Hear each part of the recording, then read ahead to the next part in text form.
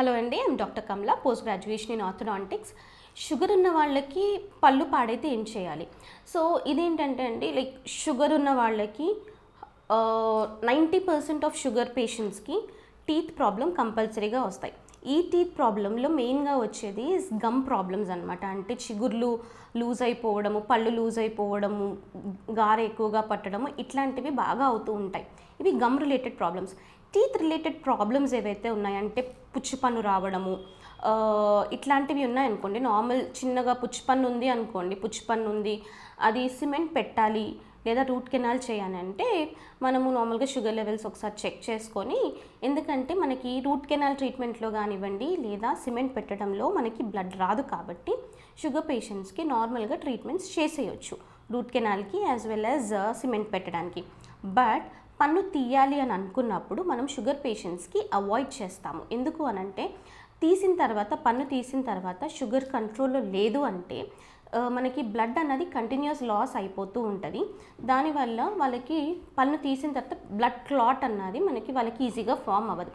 Healing period అన్నది ఎక్కువగా ఉంటుంది. అంటే లైక్ టైం ఎక్కువగా పడుతుంది, ఆ పుండు మానడానికి టైం ఎక్కువగా పడుతుంది, సరిగ్గా హీలింగ్ ఉండదు.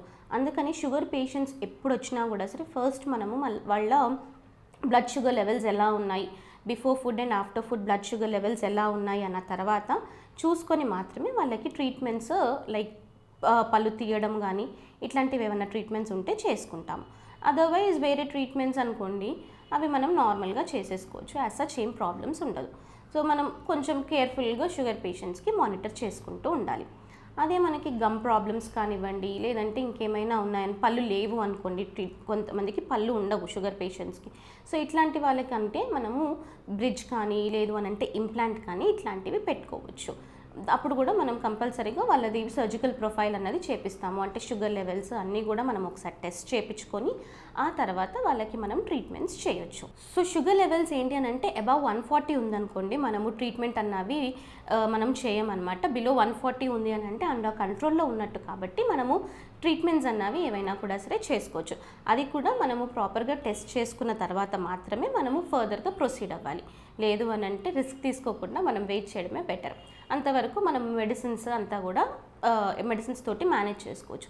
యాజ్ వెల్ యాజ్ వాళ్ళు షుగర్ ఏమేమి ట్యాబ్లెట్స్ వేసుకుంటున్నారు, ఎంత ఎంజీ వేసుకుంటున్నారు అన్నది కూడా మనం నోట్ చేసుకోవాలి.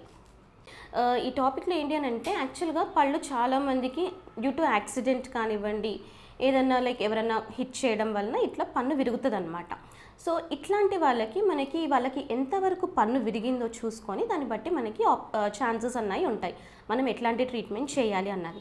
సపోజ్ ఫర్ ఎగ్జాంపుల్ అండి, మనం ఒక టూత్ తీసుకున్నాము అని అంటే ఈ పన్నుకి 3 లేయర్స్ ఉంటాయి. ఎనామల్, డెంటిన్ అండ్ పల్ప్ అన్న 3 లేయర్స్ ఉంటాయి. సపోజ్ చిన్న కార్నర్ విరిగింది అనుకోండి, ఎనామల్ అనేసి అంటాము, ఇట్లా చిన్న కార్నర్ విరిగింది అనుకోండి, ఈ చిన్న కార్నర్కి మనం నార్మల్గా సిమెంట్ పెడితే సరిపోతుంది. కానీ ఇలా చిన్నగా కార్నర్కి విరిగినప్పుడు ఈ సిమెంట్ పెట్టినప్పుడు కొన్ని డిసడ్వాంటేజెస్ ఏంటంటే మనం ఈ ఫ్రంట్ పన్నుతోటి కొరకలేము. ఈ ఫ్రంట్ పన్నుతోటి కొరికినప్పుడు మనం పెట్టినటువంటి చిన్న సిమెంట్ విరిగిపోయే ఛాన్సెస్ ఉంటాయి. సో అందుకని చెప్పేసి కొంచెం జాగ్రత్తగా ఉండాలి. బట్ ఈ చిన్నదానికి మనం నార్మల్గా సిమెంట్ పెడితే సరిపోతుంది. ఆ తర్వాత మనకి 3rd లేయర్ అంటే కొంతమందికి ఏంటి అంటే చాలా ఎక్కువగా విరుగుతుంది. ఓకే, సో ఆల్మోస్ట్ నర్వ్కి దగ్గరలో ఆ నర్వ్కి టచ్ అయ్యే లెవెల్లో ఉంటుందన్నమాట. ఇఫ్ సపోజ్ అలా ఉందనుకోండి, మనం కంపల్సరీగా ఆ పేషెంట్కి రూట్ కెనాల్ చేసి దానిపైన క్యాప్ పెట్టాలన్నమాట. లేదు ఇంకా ఎక్కువగా ఇన్ఫెక్షన్ ఉంది అని అనుకోండి, దానికి మనము ఇంకా పన్ను తీసేసి ఆ తర్వాత మనం వేరే పన్ను పెట్టుకోవచ్చు. దానికి ఇంప్లాంట్ అని పెట్టుకోవచ్చు, లేదు అని అంటే బ్రిడ్జ్ అనేసి ఉంటుంది, ఈ బ్రిడ్జ్ అన్న పెట్టుకోవచ్చు అనమాట. సో మనకి విరిగిన పన్ను ఎప్పుడైనా కూడా సరే ఆ డెప్త్ని బట్టి. ఇంకొంతమందికి పన్ను విరిగినప్పుడు ఏమవుతుందంటే దెబ్బ తగిలినప్పుడు, ఎవరైనా ఇట్లా కొట్టినప్పుడు ఆర్ ఏదైనా తగిలినప్పుడు పన్నుకి అక్కడక్కడ లూజ్ అయిపోతుంది అనమాట. సో అట్లా లూజ్ అయిపోయినప్పుడు ఏం చేస్తాము అని అంటే అక్కడ మనము స్ప్లింటింగ్ అని చెప్పి చేసేస్తాము. అంటే వెనకాల నుండి ఒక వైర్ వేస్తామన్నమాట. ఇట్లా వెనకాల నుండి వైర్ వేసినప్పుడు ఆ పన్ను అక్కడ అలా ఉండిపోతుంది. ఇంకొంతమందికి ఏమవుతుందని అంటే ఇట్లా దెబ్బ తగలడం వలన ఇమ్మీడియట్గా అయితే ఏమీ ఎఫెక్ట్ ఉండదు. కానీ కొన్ని ఇయర్స్ తర్వాత అంటే ఒక 5 years కానివ్వండి, 10 years కానివ్వండి, అప్పుడు ఏమవుతుందంటే పన్ను ఉన్న కలర్ నుండి మెల్లగా కలర్ చేంజ్ అవ్వడం స్టార్ట్ అవుతుంది. సో బ్రౌనిష్, బ్లాకిష్ అవ్వడం స్టార్ట్ అవుతుంది. ఇది ఎందుకు అనంటే మనకి ఆ టైంలో ఎప్పుడైతే తగిలిందో ఆ టైంలో మన నర్వ్కి ఎఫెక్ట్ అయ్యింది, అంటే నర్వ్ టిష్యూ ఏదైతే ఉందో అది మనకి ఎఫెక్ట్ అయింది, కానీ అప్పుడేం ఇమీడియట్గా మనకి ఎఫెక్ట్ లేకుండింది. సో కొంతమందికి ఏంటి అని అంటే ఇమీడియట్గా ఎఫెక్ట్ చూపించదు, అది మనకి ఒక 10 ఇయర్స్ తర్వాత కలర్ చేంజ్ అవుతుంది, బ్రౌన్ అవుతుంది, బ్లాక్ అవుతుంది. అలాంటి టైంలో కంపల్సరీగా మనము ఆ టూత్కి కింద ఏమైనా యాబ్సెస్ ఉందా, అంటే పస్ ఏమైనా ఫామ్ అయిందా, ఇదంతా చెక్ చేసుకొని దాన్ని బట్టి మనము ట్రీట్మెంట్ అన్నది చేసుకోవచ్చు. సో మనం ఇట్లా రూట్ కెనాల్ చేసిన తర్వాత మనము కంపల్సరీగా క్యాప్ అన్నది వేయించుకోవాలి. ఎందుకు అనంటే క్యాప్ లేకుండా మనకి వర్కౌట్ అవ్వదనమాట. ఏదన్నా కొరికినా ఏదైనా ఉన్నా కూడా సరే పన్ను విరిగిపోయే ఛాన్సెస్ ఉంటాయి.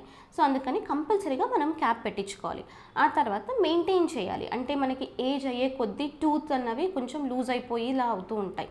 సో మనం నార్మల్గా ఎవ్రీ 6 months to 1 yearకి ఒక్కసారి జస్ట్ జనరల్ చెకప్ అన్నది కంపల్సరీగా చేయించుకుంటూ ఉండాలి. As well as front teeth తోటి ఏది కూడా లైక్ మరీ గట్టివి అట్లాంటివి ఫ్రంట్ టీత్ తోటి కొరకడం మానేసేసి మనం ఏది చేసుకోవాలి, ఏది తినాలన్నా బ్యాక్ సైడ్ టీత్ తోటి తినాలి, లేదా కార్నర్ టీత్ తోటి మనము బ్రేక్ చేసుకోవాలి. ఫ్రంట్ టీత్ తోటి మనము బ్రేక్ చేసుకోవడం ఏమన్నా కొరకడము అట్లాంటివి ఫ్రంట్ టీత్ తోటి చేయకూడదు, ఎందుకంటే మళ్ళీ క్యాప్ దాని కింద ఉన్నటువంటి టూత్ విరిగిపోయే ఛాన్సెస్ ఉంటాయి.